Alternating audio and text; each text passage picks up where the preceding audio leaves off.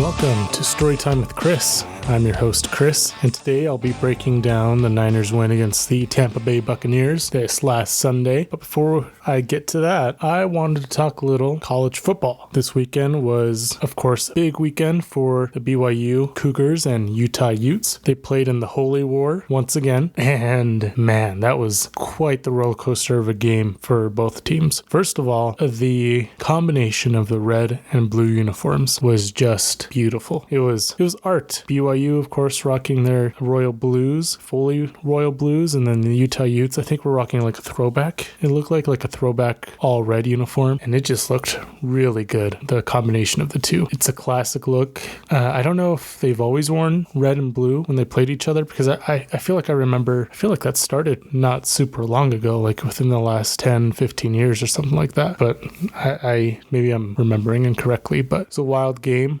Of course, for those of you who don't know, I have two college teams that I root for, BYU, of course, and the Oregon Ducks. Oregon won handily in their game, of course. They're looking like a juggernaut this year, and I don't know if any team can beat them. They've had some really good wins, and they blow out teams that they're supposed to. And BYU's undefeated, but they haven't played up to the level that they can either. They did not play their best game against Utah. The offense they were very frustrating to watch. It seemed like they were not prepared at all for the crowd noise. There were multiple penalties on BYU. It was a record-breaking crowd at Rice-Eccles Stadium, so that may, of course, have impacted that. It can get really loud in there. It's funny, I'm a BYU fan, but I've never been to a BYU game. I've been to a couple Utes games, including one against Oregon a few years ago, and it gets really, really loud in that stadium. And I have no idea. I've never been to Lavelle Edwards Stadium, so I can't compare the two. But yeah, I imagine that game against BYU, Utah fans go absolutely berserk. And unfortunately for that record-breaking crowd, they all got to watch BYU beat Utah on a last-second field goal. And I guess that's the theme for my teams this weekend. BYU won on a last-second field goal. The Niners won on a last-second field goal. And I just don't love putting the game on the foot of a kicker. Like, to me, that's just, I don't feel good about it ever. I did not feel good about it in the BYU game. I actually tweeted about it. I was like, do not put this game on the foot of the kicker. But he nailed it. And when the Niners were in that situation on Sunday, I wanted to quote that tweet and be like, okay, Niners, don't put this game on the foot of Jake Moody. And luckily it worked out for them as well. But of course, I need to talk about that the holding call that's been causing some controversy. And I will say that the angle they showed on TV was not very good at all. Like, you cannot tell clearly that was holding in that angle. It was like you could see the back of the defender and you can kind of see the receiver slow down a little bit. But yeah, if you just watch the TV copy, you'll know that call did not look great. However, there were multiple angles that I've seen since then, and it was a pretty obvious holding call. I think it's kind of crazy that the Utes athletic director came out and spoke against the refs. Whittingham was upset with the refs, and quite frankly, I think the refs made the right call.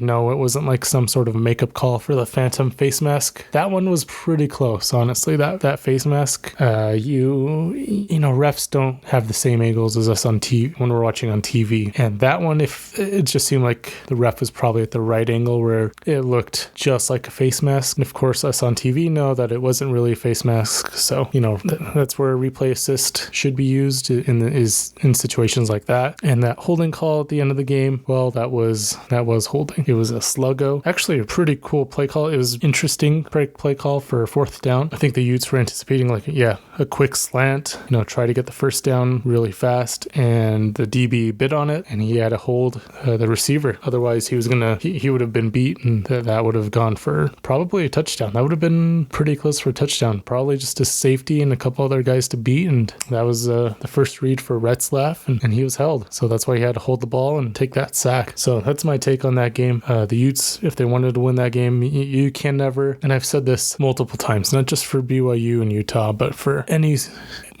football team. I don't know about sports in general, but yeah, if you're a football team, you need to play better. You need to play good enough that the refs aren't going to decide the game for you. And Utah didn't score in the second half. So if you don't score, then, well, it's not going to help. And you have a better chance of putting the game in the hands of a ref. And Retzlaff, he looked shaky to start that last drive like he did against Oklahoma State. Just a little, maybe nervous. And as soon as he hit that first completion, it was a nice diving catch. Was it Roberts that made that catch? I think it might have been. Once he got that first one, he just kind of was able to go. And they ran a speed option at one point in the drive. And after they got the first down on that one, where the guy like got the first down and then he kind of flipped onto his head, at that point I kind of knew BYU had this game. I wish they had enough.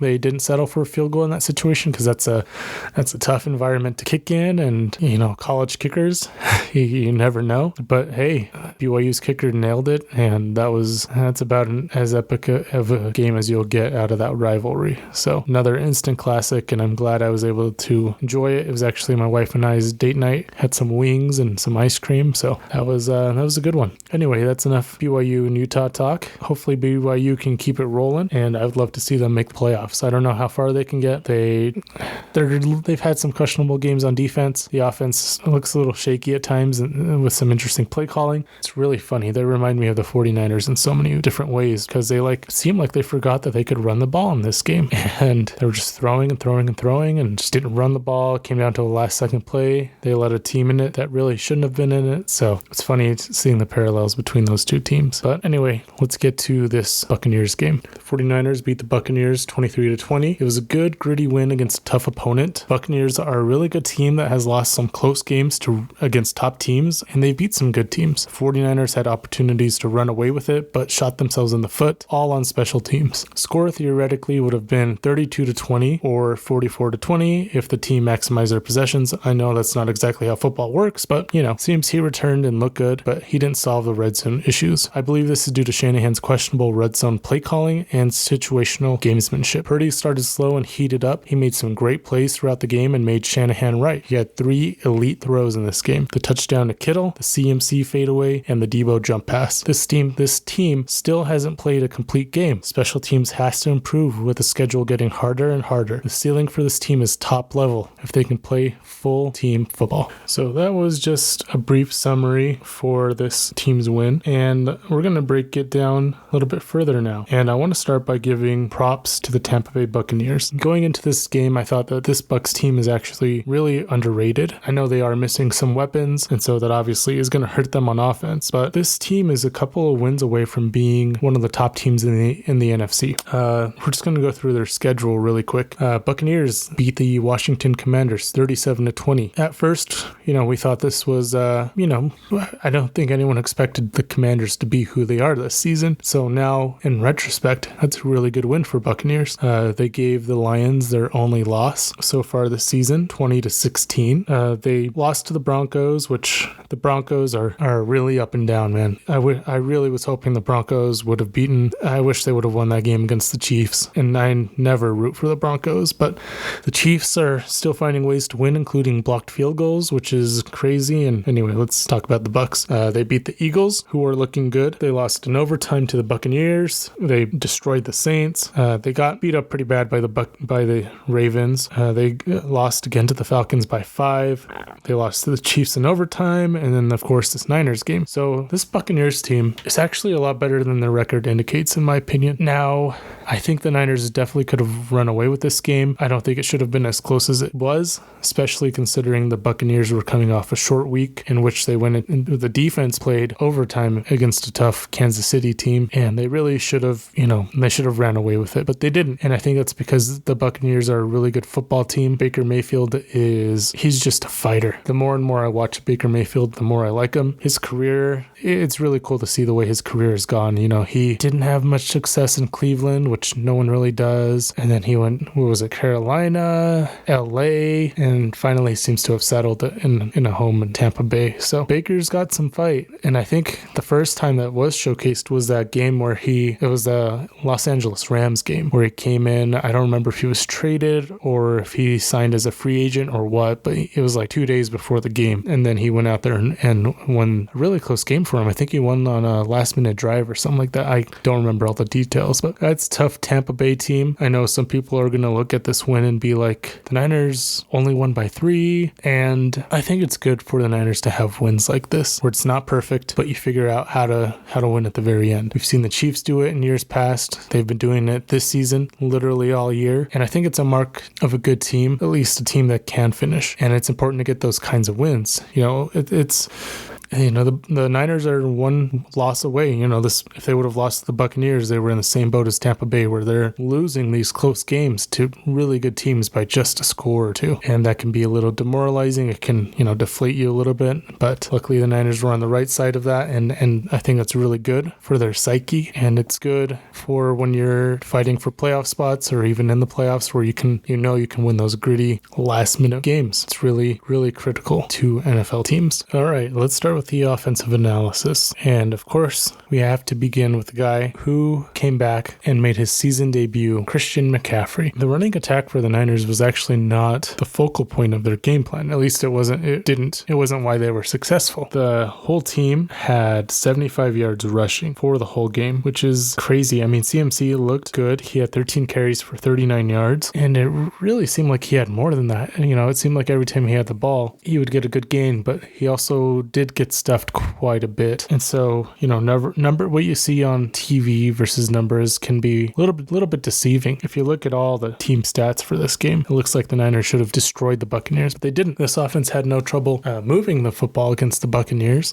It seemed like they were constantly getting down into not quite field goal range, but not quite the red zone, but they were getting into field goal range apparently. But yeah, they left some points on the board. I mean, McCaffrey, he had 39 yards rushing, but he also had 68 yards through the air. And the Niners did what I didn't want them to do, which was give McCaffrey all the touches. Debo had 3 rushes for 14 yards. Jordan Mason had 1 rush for 5 yards, and Garendo had 1 rush for 0 yards. So yeah, I didn't love seeing McCaffrey get all those carries. I thought I had hope. I think it was a first or second drive where Jordan Mason came in and subbed in for McCaffrey, and he had that 5-yard run. He looked really good. But after that, Isaac Garendo kept coming into the game. So I wonder if Jordan Mason wasn't quite 100%. If I had to guess, that's the reason why he didn't play a lot in this game. At least I'm hoping it is. And if that's the case, then I feel a little better about CMC being out there, because Garendo did mess up a blocking assignment during a play, which I think Purdy ended up getting sacked on or rushed. I don't remember exactly the outcome of that play. But yeah, it makes me wonder if Mason was a little bit more banged up than the team let on. So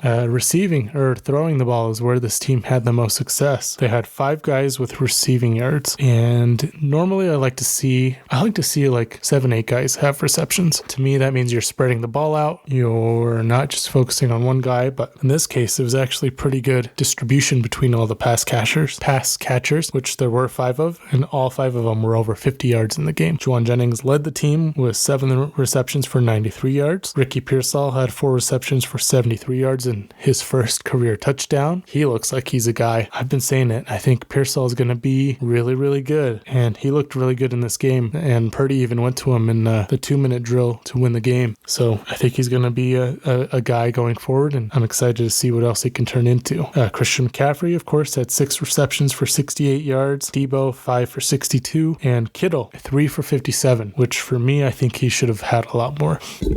But like I said, this team still struggled in the red zone, still struggled when they were within scoring range to get touchdowns. And this led to, I believe this was caused by some questionable play calling by Shanahan and some situational decision-making deficiencies by Shanahan. He gets way too passive in these games, way too conservative. And I would have loved to see them go for it on a few of their 4th and short situations, especially on that last Moody missed field goal where they would have gone, they wouldn't have taken the lead. They still would have been down by 1, even if Jake made that field goal. And we'll talk about Moody and the special teams here in a little bit. But Shanahan had some weird play calls. Just, it's like I've been saying all season, I don't think McCaffrey is going to be the answer to the 49ers red zone deficiencies. I think it's all about play calling, and that was the case in this game. The one touchdown that they got was Brock making a play, rolling out and hitting Kittle in the back corner of the end zone for a beautiful touchdown. And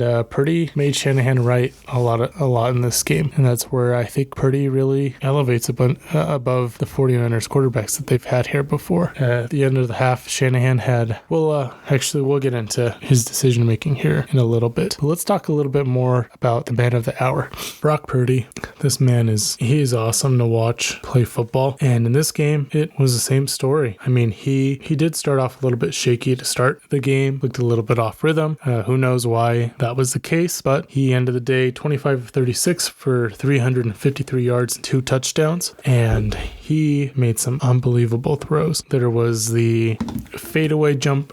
I know it wasn't actually a fadeaway jump shot, but the fadeaway to Christian McCaffrey where he had a guy about to hit him and he threw the ball with lots of anticipation. He knew exactly where McCaffrey was going to be. He just kind of threw it perfect so it didn't go too far for a defender to pick it, or it didn't fall short for the underneath defender to pick it. It was right where Christian was going to be. McCaffrey was able to track the ball. I think the broadcast said it best. He was tracking it like a midfielder or center fielder. He went out there and just grabbed it and made a beautiful play. And then there was the touchdown to Kittle where he was looking. There's no one open. Just a weird play call. Kittle, after the game, said that his job on that play is to get covered by the safety. And this is where I think Shanahan's offense is weird. Like, there are guys that are designed to, they're like not ever expecting the football to go to them. It's like, hey, you're going to run this route and your responsibility is to get covered up by the safety. And I'm sure the reasoning is so that someone else can get open. The safety sees Kittle as the biggest threat, so he goes towards Kittle, and then someone else is supposed to get open. And I know it's just kind of weird, but Kittle was able to move around and scramble with Brock and made a beautiful catch in the back corner of the end zone. So 2 elite throws by Brock there, and then there was a third one which didn't end up counting. And these are, I don't remember what the order of these plays were. I just remember these plays standing out.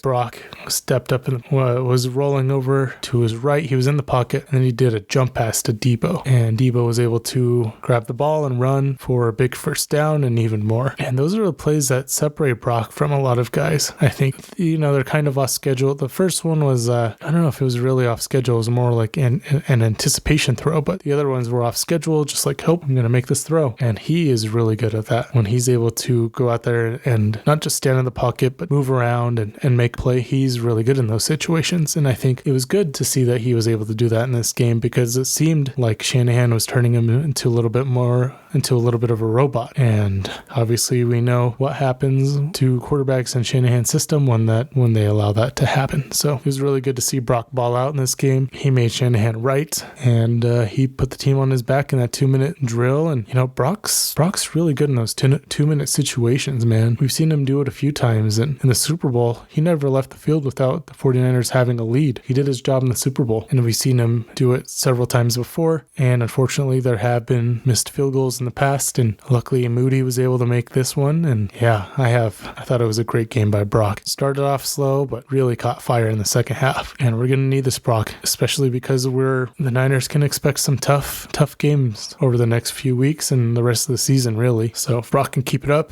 this team is going to be tough to stop. Defensively, I thought this team looked still pretty solid. One of the touchdowns they gave up was because of a muffed punt by the 49ers, where the defense held Bucs to a punt. And of course, the Niners had another special teams gaffe, and the gunner was pushed into Jacob Cowing, who, as a result of that, dropped the punt, and Tampa Bay, of course, recovered, and they were able to score. But other than that, Tampa Bay had one other touchdown in this game, and they scored a field goal on their last drive, where the Niners just kept giving them chance after chance. They had 3 penalties on that drive, and of course, there was the play with Nick Bosa, where he was 4th down. He had Baker Mayfield he was holding Baker Mayfield's arm, and somehow Baker completed a beautiful pass to Rachaad White. And I was trying to figure out my thoughts on why Bosa was doing that, and I kind of came to this realization that Bosa wasn't in a great position to make that. Well, Bosa was kind of stuck. I think he was thinking he didn't want to get a penalty, and so he was just going to push Baker out of bounds, and if not, then he had his defenders rallying, and they were going to be able to get an incompletion even if he threw the ball. So I don't think Bosa was in the wrong. I still think he could have made the play on his own, which is what an elite defensive player would do.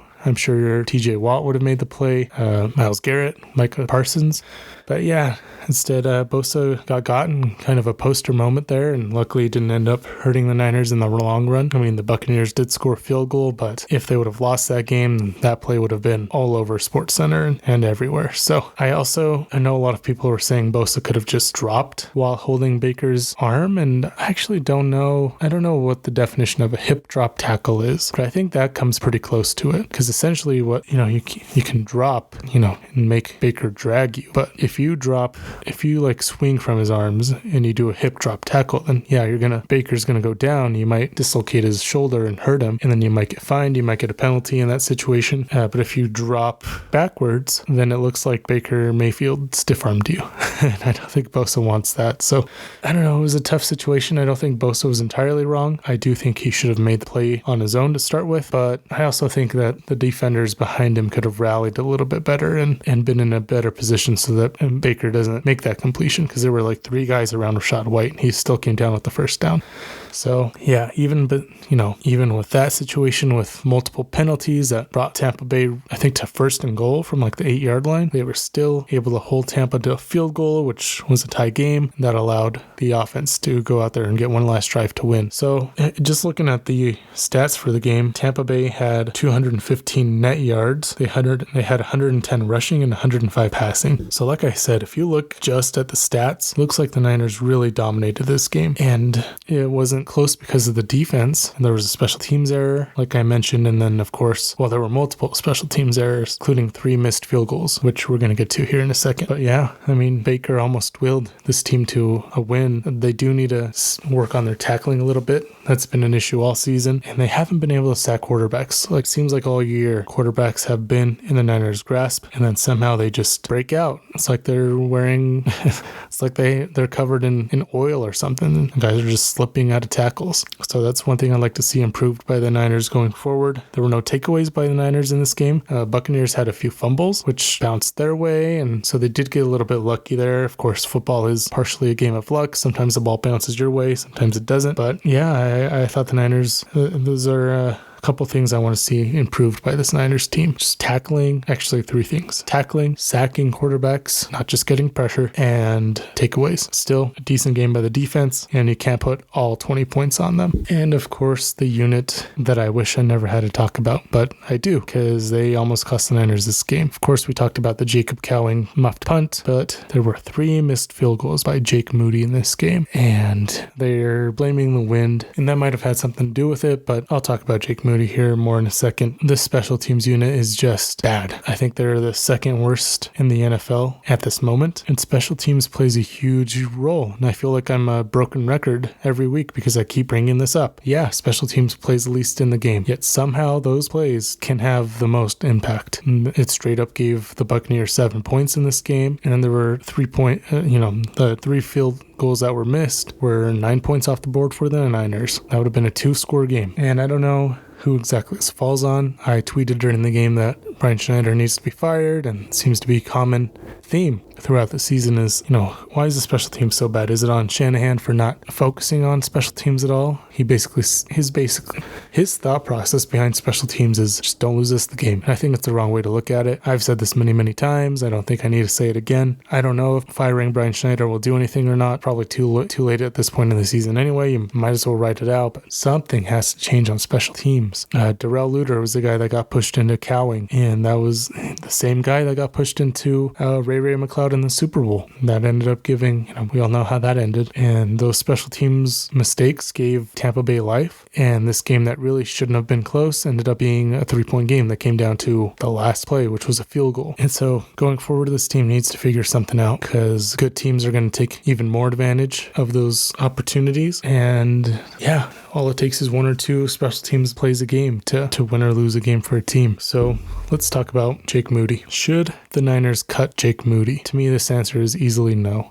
Jake, of course, missed 3 field goals in this game, but he did make the hardest one, which was a game-winning 50-something yard field goal. And I think he does deserve a little bit of grace. He was coming off an ankle injury on his kicking foot. We don't know how much that affected him, but one thing that is a little bit underrated about Jake Moody is his ability to kick touchbacks. And I said this in my preview of this game, that Jake is really good at kicking those touchbacks, and it takes the return game out of the game. Teams start on 30-yard line, and I think the Niners can live with that. Now we just need to see Jake become a little bit more consistent with his field goals. He started the season off really, really well. I think he missed one field goal before Sunday, and so I don't see any reason to let him go. I think he does deserve some grace, and he's going to figure it out. I think he is. And as a result of one of Jake's field goals, there was the viral moment where Deebo Samuel went after the long snapper Tabor Pepper, and this is really kind of blown up, and people have all sorts of opinions about it. Was Deebo in the wrong? Was Pepper in the wrong? Everyone has different interpretations of it. And for me, I think it was good to see Deebo have that fire, and we don't have all the context, right? We don't know everything that happened before that, what we saw on TV, after. We don't know anything. We don't know if they've talked about it already. Shanahan said that was squashed, taken care of, and they're all good to go. In my opinion, I did like to see Deebo get fired up. Apparently he told Moody to lock in, and Pepper wanted to back Moody up because of that. I don't know if Deebo said something else to him or what, but I do like to see Deebo have that fire.